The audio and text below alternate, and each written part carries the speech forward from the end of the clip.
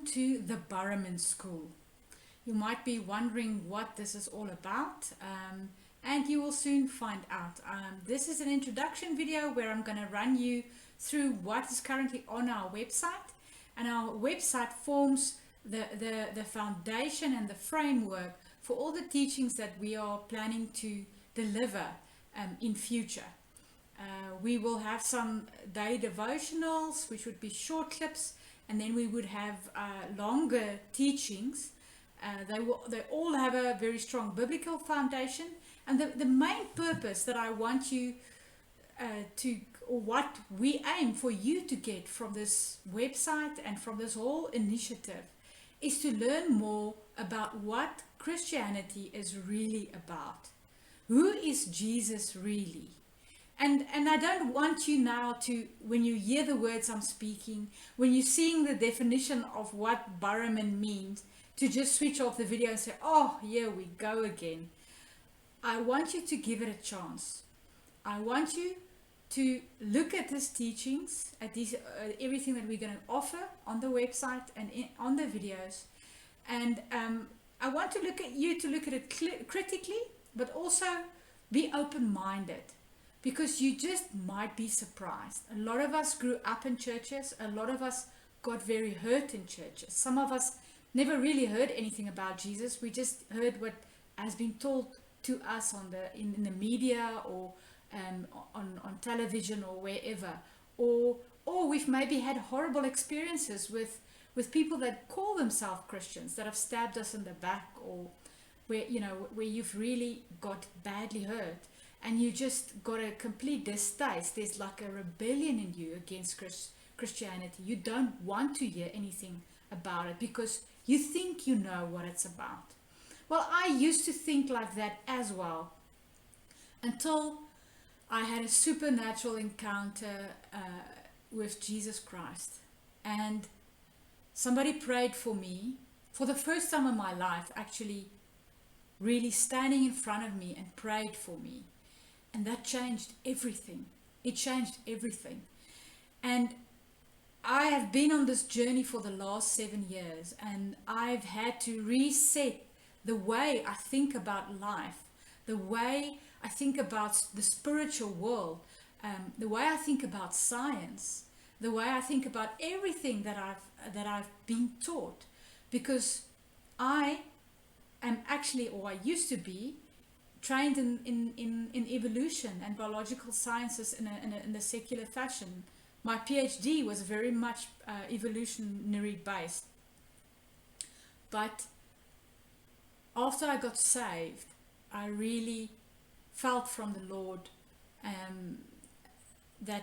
I got word from Him in a dream. It was more like a dream, a vision. I kind of woke up. And it felt like almost an audible voice speaking to me.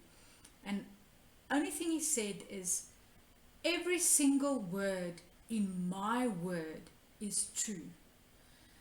And I realized with everything that I experienced during that time when I had this complete revelation of Jesus Christ, that I had to go back and re-look at everything. Every single thing that I've ever been taught. And it was a long journey, and it's still not complete. We learn every day new things, but it's just been incredible. So I've experienced a complete different truth from what most of you that will maybe look at this video will have experienced, or maybe you don't even believe. But all I ask is that just take a chance, go through the content and take a chance on what we have to present to you. I will now be going through the website with you a little bit, just to show you kind of what we've done so far. And we encourage you to visit our website so that you can get a better idea. So this is really, it is to help the person that is busy struggling to discern. Now we get overloaded with stuff on the internet, with social media, everywhere. Information is so accessible, but a lot of it, almost most of it, is either untrue, or it's got it's tainted. It's not the whole truth, or tells the story from a certain angle. So you also probably worry about your children being taught all sorts of things at school, being exposed to all these different platforms on social media. And you might have asked yourself, in this world that's so chaotic, where there's wars, where there's pests breaking out like the coronavirus and all of this stuff, you're wondering, where's the future going to lead us? Where are we heading to? Is there a heaven? Is there a God?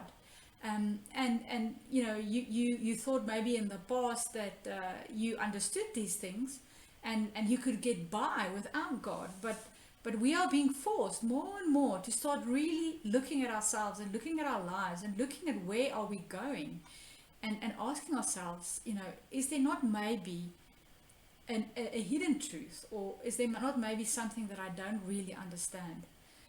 And this is what we want to try, just and from the Christian point of view, show you the way Christianity is really supposed to be like. And I am not by any means saying most people that call themselves Christians are not really actually Christians. When you really start breaking it down, when you're putting them in a corner, I've got a mentor that always says, when you squeeze an orange, what is going to jump out? Is it going to be orange juice, or is it going to be something else? And that's the same thing. When Christians are put under pressure, when they operate in the workplace, and they come under pressure, then all of a sudden there's this other person coming out. And the reason for that is because they haven't really met Jesus. They haven't really encountered him. They don't have a living personal relationship with their Creator God. And that is why most people that call themselves Christians, you can't really put into that category.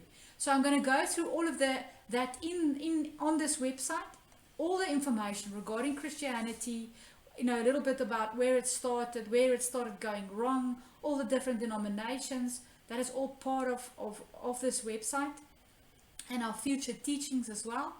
And then we also have, if we look at these, a little bit of my testimony, which I'm also going to go in bits and pieces.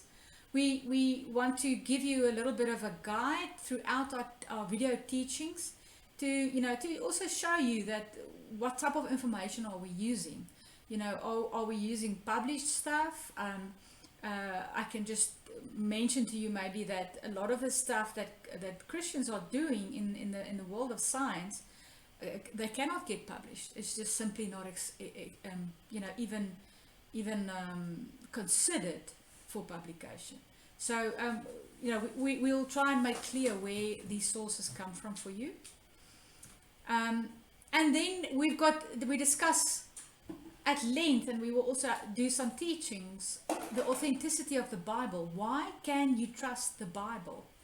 What makes it such a reliable source? Why do Christians claim that is the ultimate truth, that the Bible is our recipe book, our guideline for life?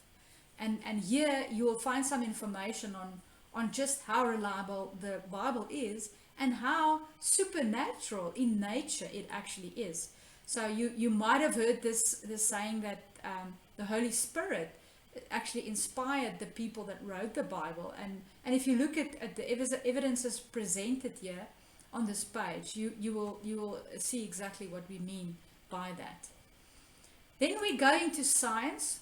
Because of my background in science, so I am a trained ecologist, and you can look up a little bit about my training under the Who We Are page. But I have really come full circle regarding science, and a lot of people might not agree with me. The mere fact that I'm doing this video, I'm probably gonna lose, how would you put it, a lot of support from old colleagues that I used to walk a very long road with. The reason being is because I am taking a little bit of a different view on science, and that is that the Bible is actually much more true than we realize, and that is that I I believe that the Lord created the heavens and the earth in 7 days, or 6 days. Seventh day he rested, just like the Bible says. So we're going to go into why we say this. But first we're going to start with, thinking about why you are here. What is science? How do we define it? What types of research is out there, and what is logic, and the different viewpoints that the different Christians have regarding the origins of life. What is language? What is DNA? You can go through that. We've got some interesting reasoning regarding design, the fact that there's a lot of evidence for design in nature.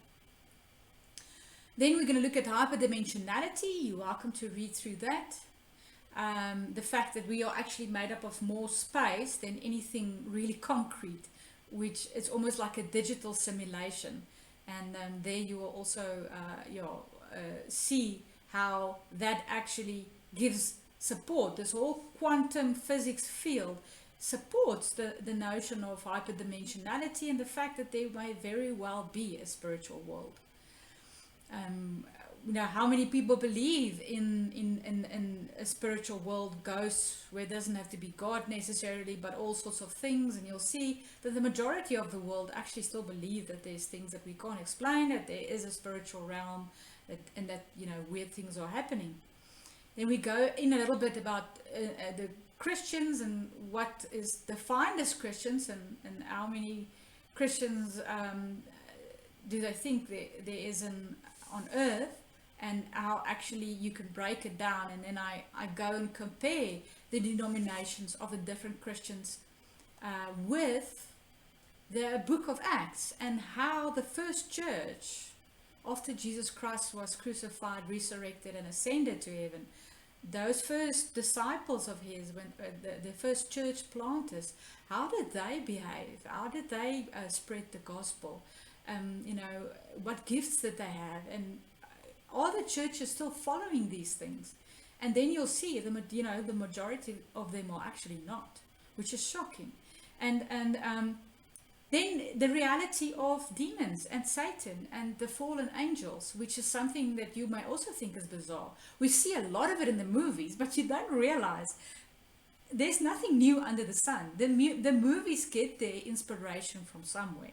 And it is actually from the spiritual realm. So we also explain, where does this whole Satan comes from? Some people think he's just a symbolic figure. My dear friends, Satan is very, very real. And his works are very real. And how did I also didn't believe in Satan before I got saved. Until I got saved. All of a sudden, I was on the opposite side. And I was attacked in the spiritual realm like I have never been before. All of a sudden I was confronted with things like demons. And it might come as a shock to you, but this is my first-hand experience.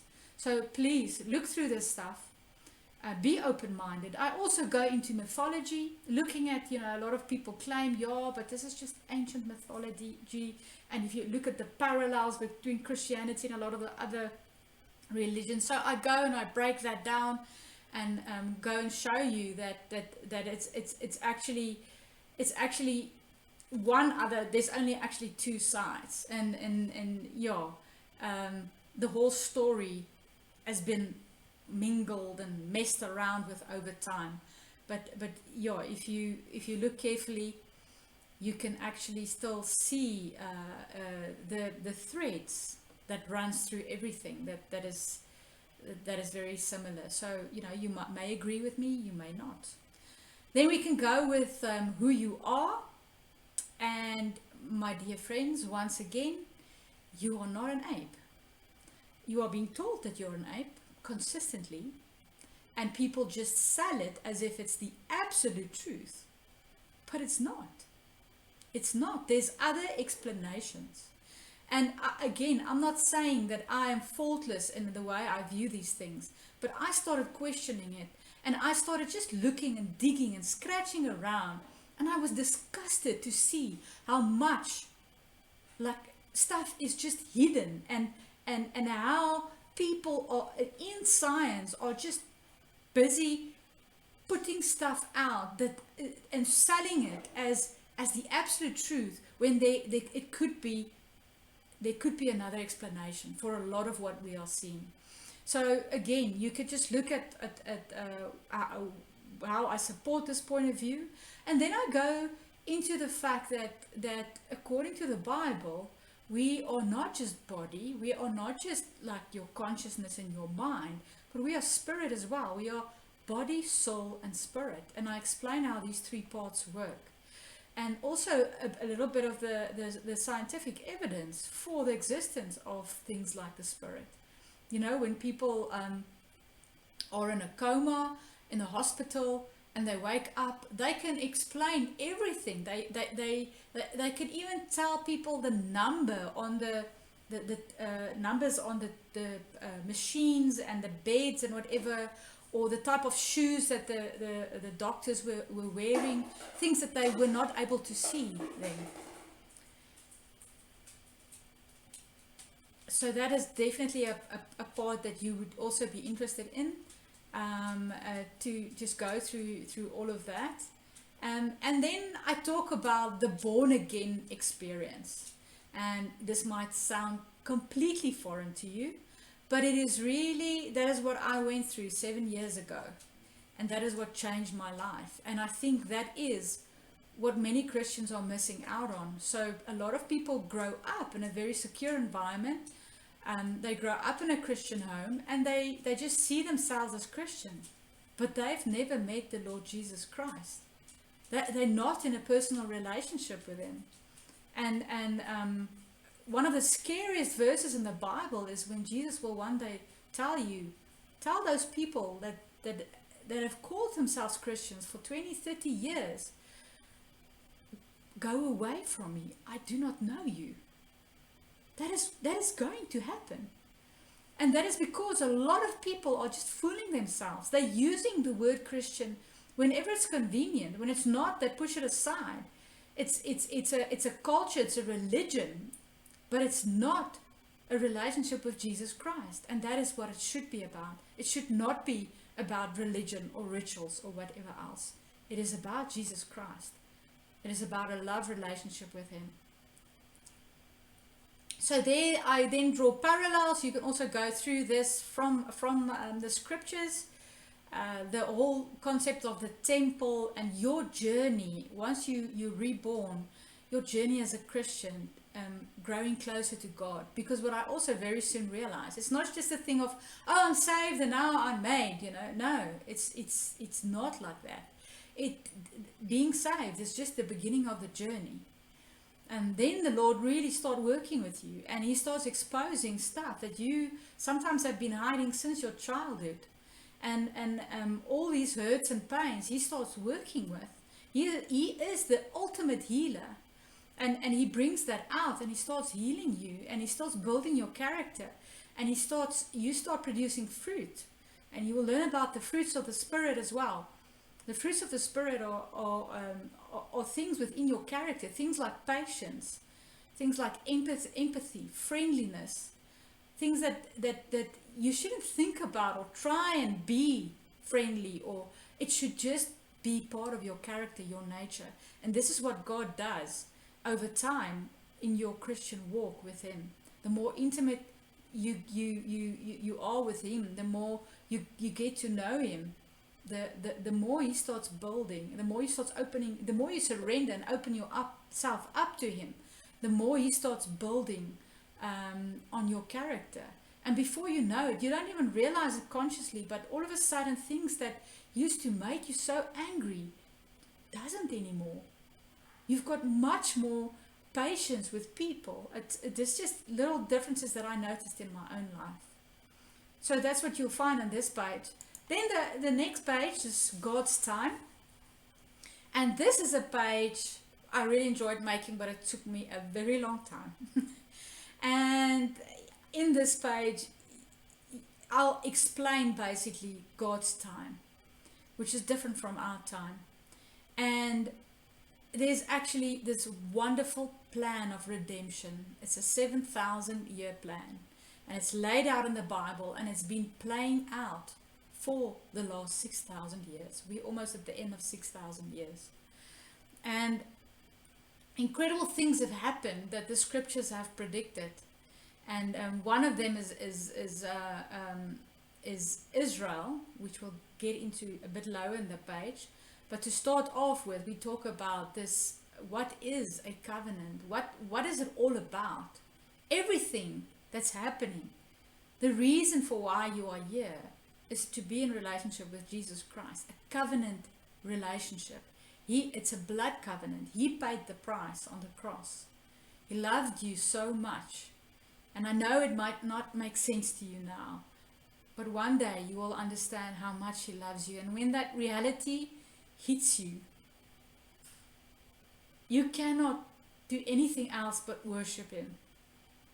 When you realize how real He really is, it changes everything.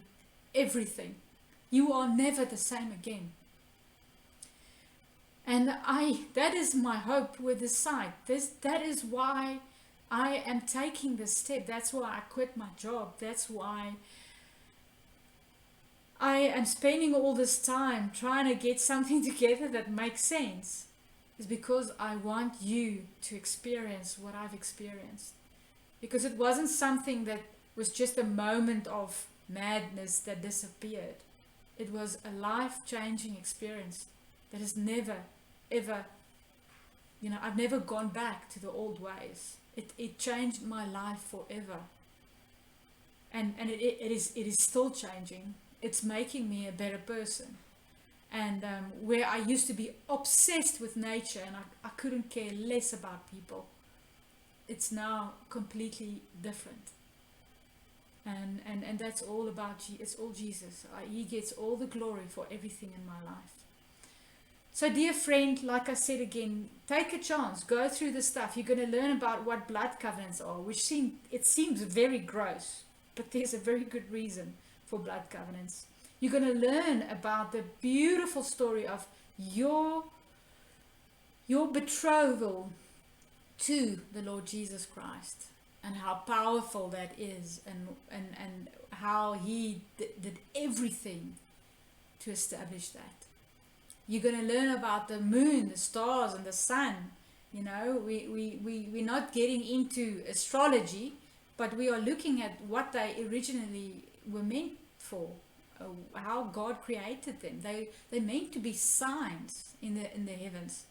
And you will learn a lot about that, how they indicated potentially the birth of Jesus Christ. I'm not going to give it away now, but you might have seen it there on top.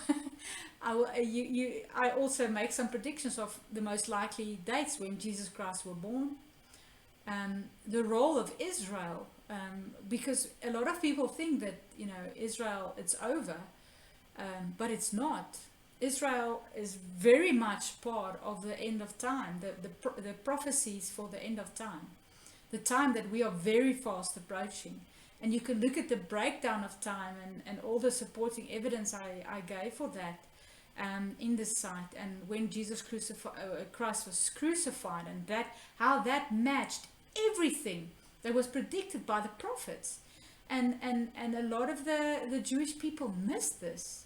And when you go through the evidence, you almost can't believe that a lot of the Jewish people are missing this, because it is the most beautiful story with the most beautiful parallels, that God has never changed. He's always the same.